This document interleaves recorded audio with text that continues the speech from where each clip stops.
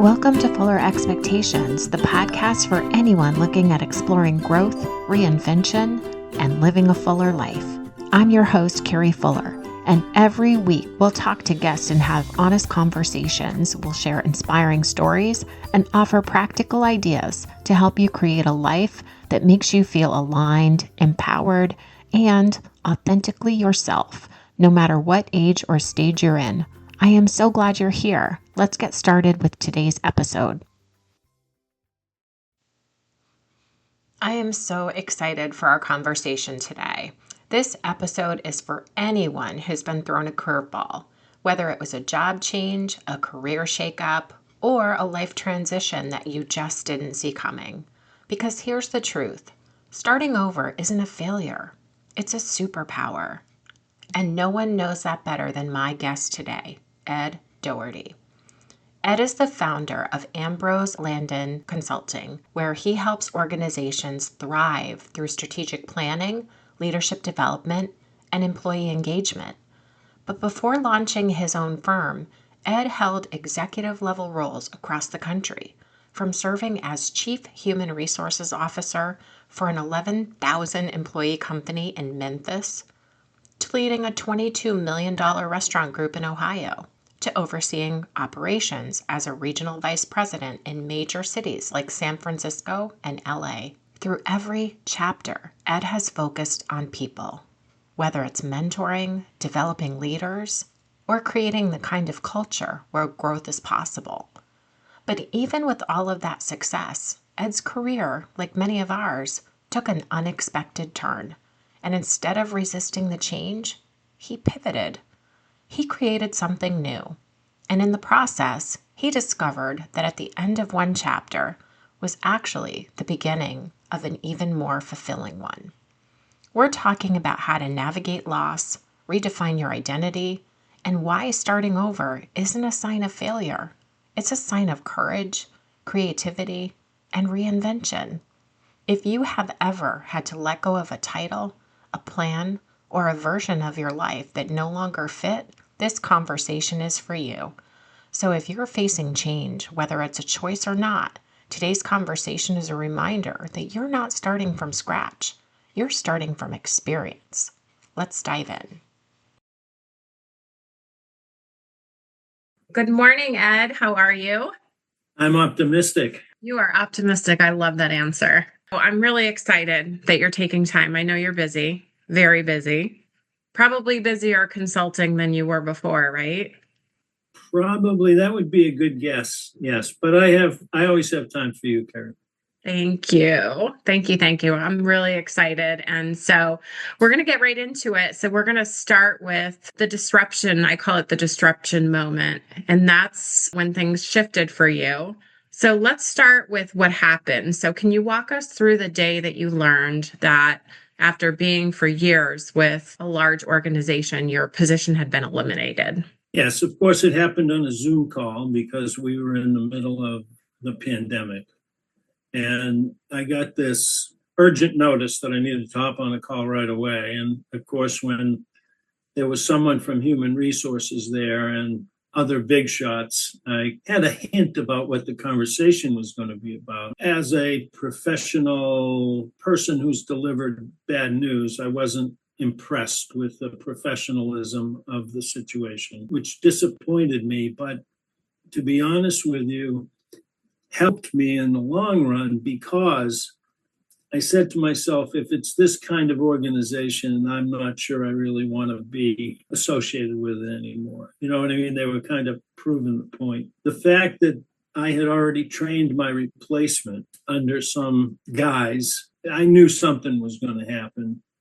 I knew that money needed to be saved. And when money needs to be saved, because I was the leader of the organization in New England, obviously I was a bigger chunk of the overall. Yeah. And even with what you just said, I'm sure that still processing that emotionally and practically and just thinking, I mean, had you thought about it before it happened? Like, did you know that it was coming or Well, was I had my fingers crossed because from a logical perspective, it didn't make any sense. The area had one of the largest boards of any metro area in the country. The give or get contribution was almost $30,000 per member. I had recruited most of them. And so the thing I couldn't get over was, okay, you were saving my salary, but did you have any idea how much in donations and revenue and sponsorship you were losing? So on the practical side, I was like, it just didn't make sense. Now, eventually, it did cost the organization several $1,000,000 a year, which was way above what I was making. So it was a classic example of penny wise and pound foolish. From an emotional standpoint, I had been an employee for almost 15 years, but I had been a volunteer for 20 years before that. So this was most of my adult life. I had been committed to the mission of this organization, and I was discarded. So I just, I needed to start over. Yeah. So what was your initial reaction? I can imagine it would be a lot of different things. Yeah, I was angry. And the reason I say that I was angry is my first reaction was to sue the bastards. I was 69 years old. I had great performance reviews, etc. Then I said, if I sue them and I win, I'm just getting back money that I worked my butt off to raise. You know what I mean? It just, if I won, I would be negatively impacting the mission. And after 35 years, that didn't make any sense. You've been a writer, even working in your career. And so as we shift from the conversation of losing this position and then reinventing yourself, what happened to help you get your footing again? Well, a couple of things. The reality set in. I applied for 162 different positions. I got 4 interviews, no offers. And I decided that a 69-year-old was not a prime candidate during a pandemic.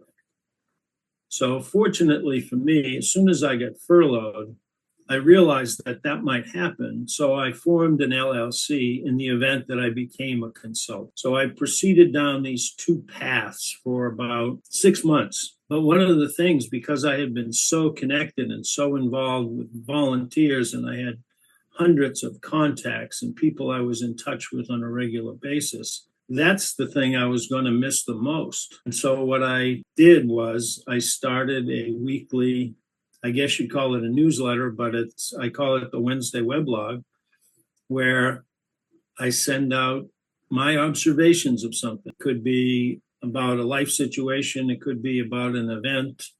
It could be about a lesson I learned. And I started sending that to hundreds of people so I wouldn't be forgotten. That was my biggest concern, is that I would be forgotten, out of sight, out of mind. And eventually I took 60 of the most popular weblogs and put them into a book that I called Observations at the Speed of Light. So that's part of the rebound. And how many people are receiving your weblog? Well, it depends. I have several hundred on my subscription list. I also post it on LinkedIn, and that can vary from 150 to several thousand, depending on the topic and how many times it gets reposted, if you will. Awesome. And so then you shifted and started consulting. Yeah. The interesting thing was I really didn't know what I wanted to be when I grew up. And I explored a lot of different options. What led me to my consulting career, I'm now in my 6th year of consulting, was a little bit unusual. I was very grateful to board members for all they had done for the mission and to help me. And so I reached out to several of them and said, I think I'm going to be a consultant. I would like to practice by doing pro bono work for you as a way to say thank you for everything you did for me. And a couple of them took me up on it. And a couple of those eventually turned into paying gigs. So I will tell you that 6 years later, I've never advertised. Everything has been from that original group or referrals from that original group. to somebody else. That is so smart because as I think about that, I know working largely in nonprofit, a lot of our volunteers or interns ended up becoming employees. Mm-hmm. And I think it's also true that saying, that it's all who you know, because that's true too. It's who you know. Right. In my situation, I had some fabulous contacts. I mean, the board consisted of C-suite executives and business owners, and they wouldn't have been on the board if they didn't respect me. And so I was starting from a position of strength. Hey, would you like me to use my talents to help you achieve your goals? Because I used your talents to help me achieve mine. So it was kind of a delayed quid pro quo. Yeah. I know a lot of people that go through something like this where you lose your position and then you're trying to, move on to your next thing. It definitely impacts, because I've been through it too, it does impact your identity and sort of like how you think about yourself. Was that different for you because you ended up doing some work for a lot of the people that you had worked with in your role, or did you still kind of feel unsettled as far as identity? Oh, yeah, my identity was completely eviscerated. But I had made transitions in the past. So I went from restaurant operations to becoming the chief human resource officer of a restaurant company to becoming in charge of training for a franchisor to becoming president of my own company to the executive director of a nonprofit. So I looked at it as just one more skill. When I was younger, I read a book called If You Don't Know Where You're Going, You'll Probably End Up Someplace Else. And in the book, it describes your life as walking down a road with a fence on both sides and different gates. And if you open the gate, you can acquire the skill that's there. So, for example, when I was 5 years old, the chance for me to become a concert pianist, I passed it. By the time I was 6, it was too late. And of course, I wanted to be a place kicker in the National Football League, but by the time I was 26, that was too late. But I always thought of this as acquiring personal skills. So I opened a gate, acquired that skill, and then that skill became mine. And whether I was using it to supervise a team of nonprofit fundraisers or a team of restaurant executives, I was still leading a team.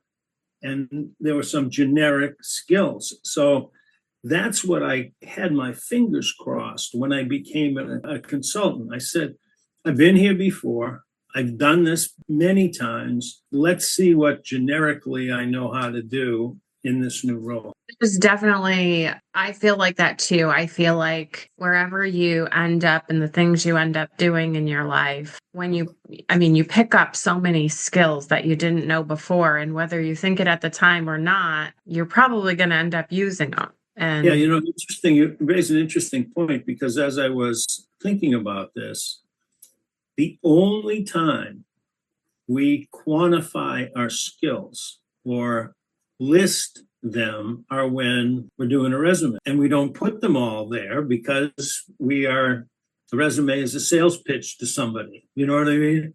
Mm-hmm. But the reality is that we're always acquiring skills. And that the skills aren't necessarily in a textbook. Like I had someone say to me, how can you work for such a jerk? Now, that may sound silly, but I developed the skills to work for jerks because we all run into them. There's a lot of jerks in position of power. So that skill of working for a jerk held me in good stead. I don't have any clients, of course, who are jerks, but if I did, I would be prepared. Yeah. And so what would you say to somebody listening who maybe is in a position where they know that there's a change coming and they need to prepare for that? What would you offer them for advice? Well, the first thing I would say, based on what we just talked about, was identify what your personal skills inventory might be like. The second thing I would tell them is speed counts. When you get knocked on your back, everybody does. what the true measure of a person is how quickly you get up. And so if you're laying on your back feeling sorry for yourself and da da da da, time's passing you by, the most valuable time. And stop and think about it. If you get knocked flat on your back and you get up right away, what do other people say about you? Wow. But if you get knocked flat on your back and you don't get up, they go, oh, poor Kerry. And so there's no advantage to staying on your back when you get knocked down, when you're facing an obstacle or a challenge. Get up as fast as you can. Yeah, that's a great segue to my next question is, what did you discover about yourself in this whole process? Well, two things. I realized I had always been an internal consultant, that the way I did my job was the way a consultant does their job. I made recommendations and suggestions. The difference was I had authority. If I was making a suggestion to someone who worked for me, it was probably more than a suggestion, if you know what I mean, because of my role. But the biggest surprise to me was it happened on a regular basis.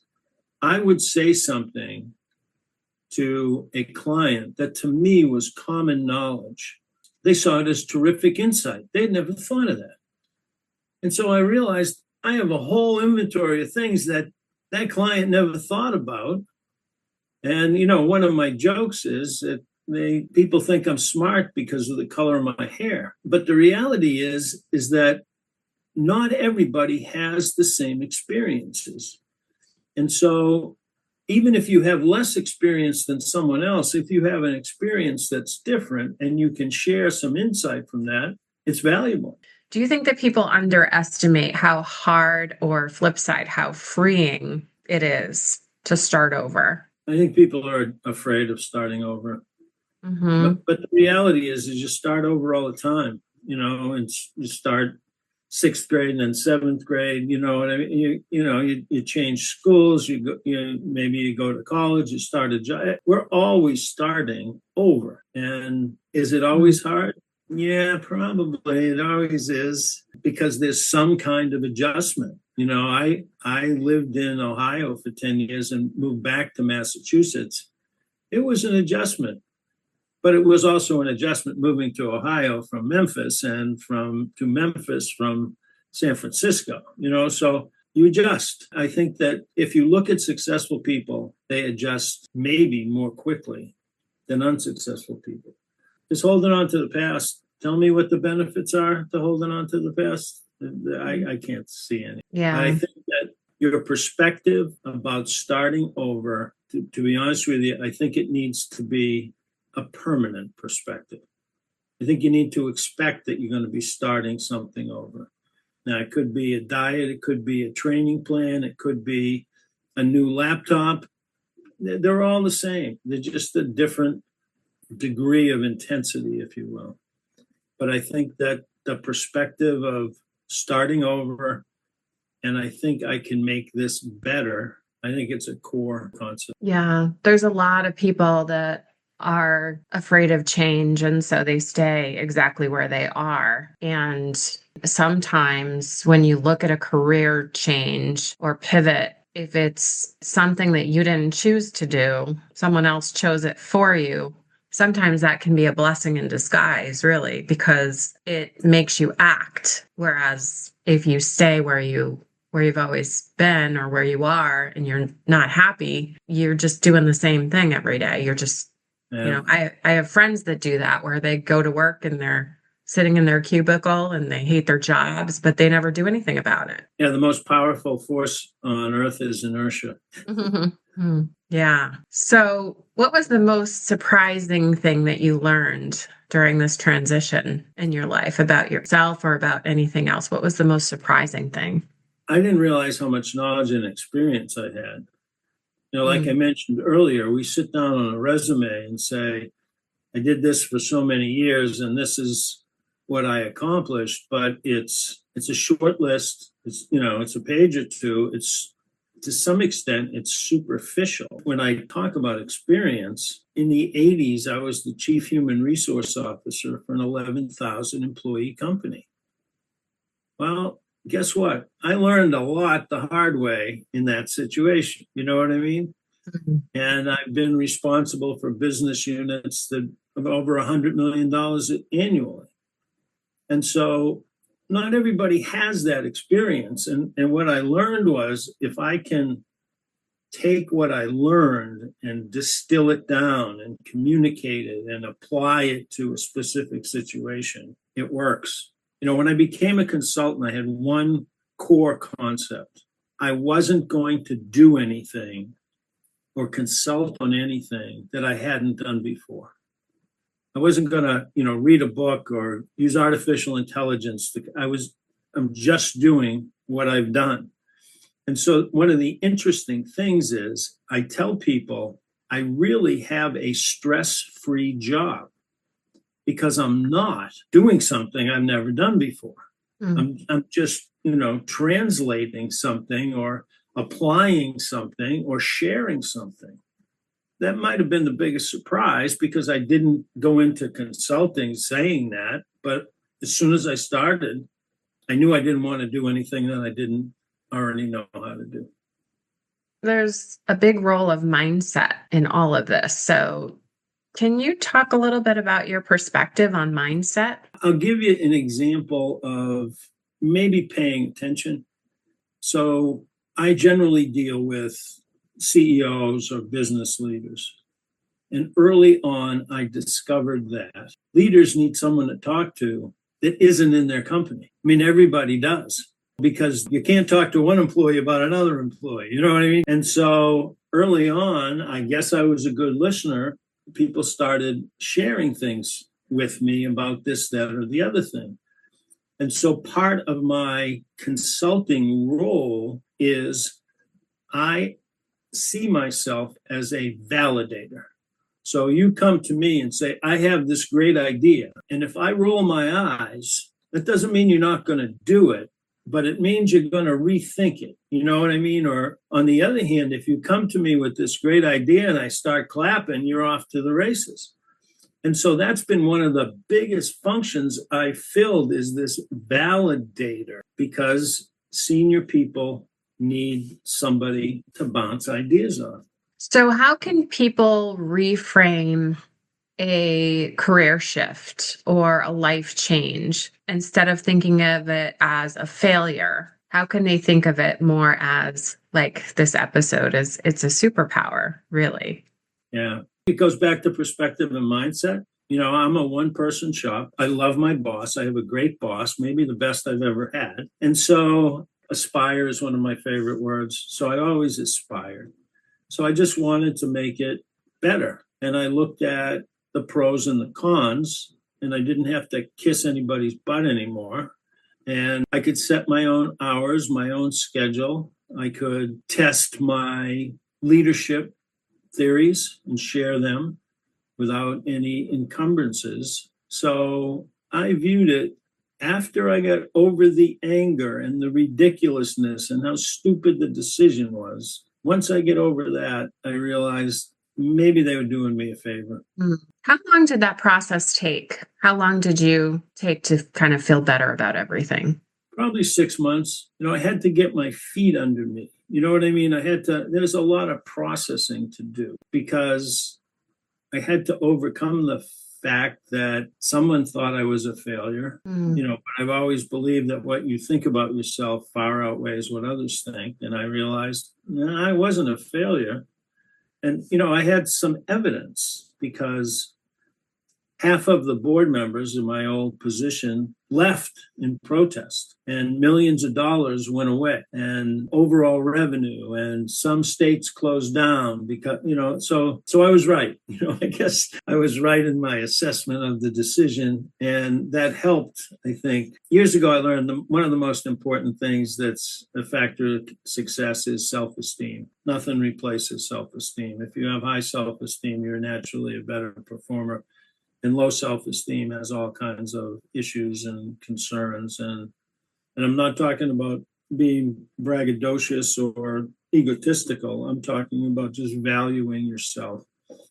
And 6 months later, I said, yeah, I'm pretty good.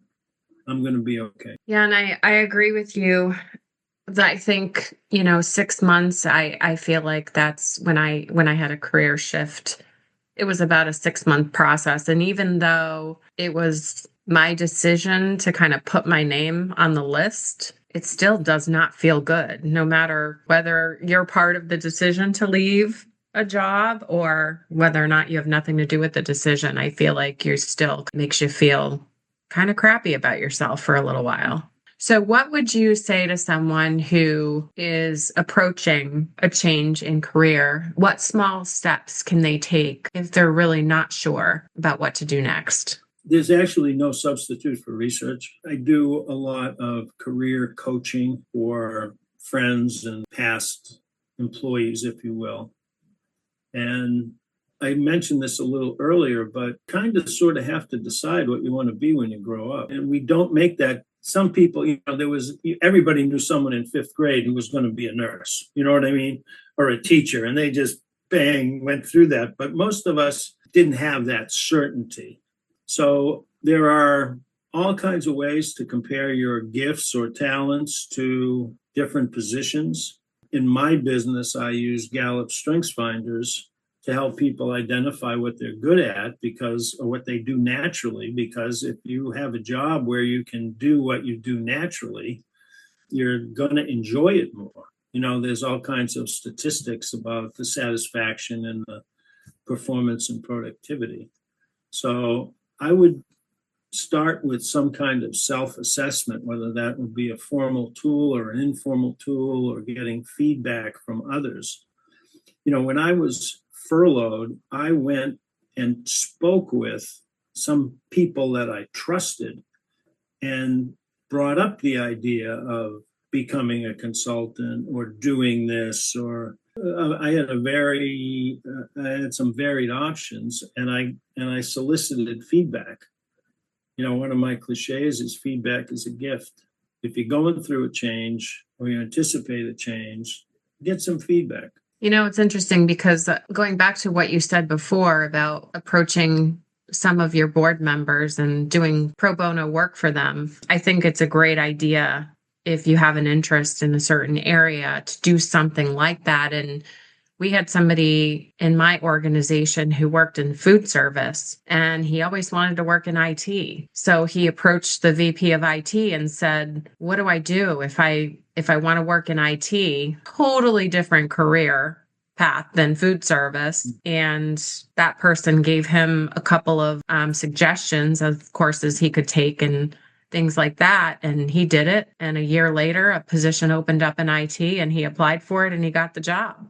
Oh, yeah. yep. So it's a good idea to do something like that, where even if you're volunteering a couple hours a week, doing things pro bono like you did, it's a great idea. So in reflecting, if you could go back to the day that your position ended, what would you tell yourself now that now that you're on the other side of it? It might have been in my best interest to end it sooner, but I really couldn't do that because I was committed. It was a mission-based thing.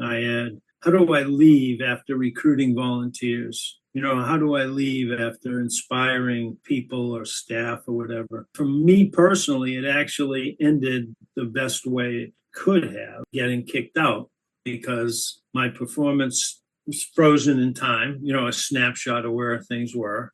I got a little bit of empathy, and over time I was proven right. That's really it. I don't know if I would have ended it. I don't know if I stayed and things deteriorated, if I would have ended it. So the long and the short of it was that it came at a good time. Yeah. Do you define success different today than you used to? No, I think it's goal, strive, success or not, and try again. Let me share my favorite quote of all time. I saw this hanging on a wall in a restaurant when I was 22. It's called persistence. Nothing in the world can take the place of persistence. Talent will not. Nothing is more common than unsuccessful men with talent. Genius will not. Unrewarded genius is almost a proverb. Education will not. The world is full of educated derelicts. Persistence and determination alone are omnipotent. the slogan "Press On" has solved and always will solve the problems of the human race. Calvin Coolidge, President Calvin Coolidge. So that's always been my personal motto. And, when I got furloughed, I was going to persist. I was just going to keep going.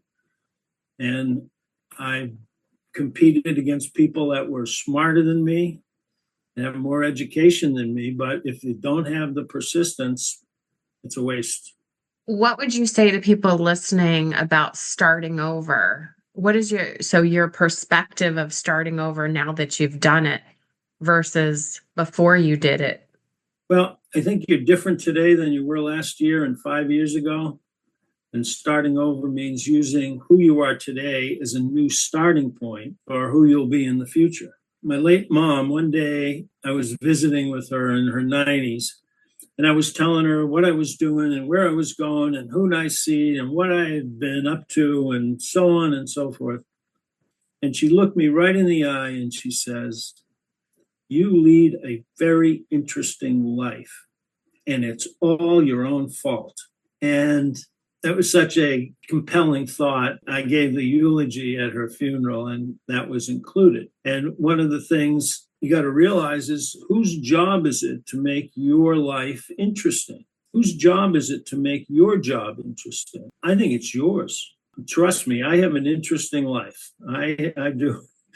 I'm busy, and I do a lot of interesting things. And I always have, because it's my job. Why would I rely on someone else to make my life interesting? It's my job. And so if we go back to starting over, whose job is it to start over? Whose job is it to make the future more interesting than the past?